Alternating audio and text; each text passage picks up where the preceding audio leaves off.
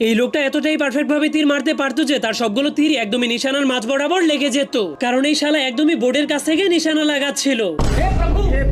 আর এই লোকটাও একদমই পারফেক্ট ভাবে বলে নিশানা লাগিয়ে দেয়, যার ফলে সবগুলো বল একসঙ্গেই ফুটোর দিকে যেতে শুরু করে দেয়, কারণ সে সবগুলো বলকে একসঙ্গে সুপার গ্লু দিয়ে লাগিয়ে রেখেছিল। আর এই দুইজন লোক টেনিস বল খেলছিল, কিন্তু খেলা দেখতে আসা সবগুলো দর্শক অনেক অলস ছিল, কারণ তারা তাদের অলসতার জন্য তাদের মাথাগুলোকে ঘোরাতো না, তারা শুধুমাত্র তাদের চোখের মণিগুলোকে বলের সঙ্গে সঙ্গে এদিক ওদিক ঘুরিয়ে দিত। আর এটা হলো দুনিয়ার সব থেকে বড় বরফের পাহাড়, এই জন্য যারা সেখানে স্কেটিং করতে আসতো তারা প্রচন্ড ভয়ে থরথর করে কাঁপতে শুরু করে দিত। কিন্তু তখনই সে 1 সেকেন্ডের মধ্যেই নিচে নেমে আসে, কারণ সেই পাহাড়টা ছিল একটা নকল পাহাড়ের পেইন্টিং। আর এই সবগুলো লোক যখনই রেসিং করার জন্য দৌড়াতে শুরু করে তখন তারা সবাই একসঙ্গেই দৌড়াতে শুরু করে দেয়, কারণ তারা সবাই একই কোম্পানির ভিটামিন খেয়েছিল। আর এই মেয়েগুলো সাঁতারের রেস করতে শুরু করে, কিন্তু তখন হাজার হাজার মানুষের ভিতর থেকে একটা জল পড়ে সেই রেসটাকে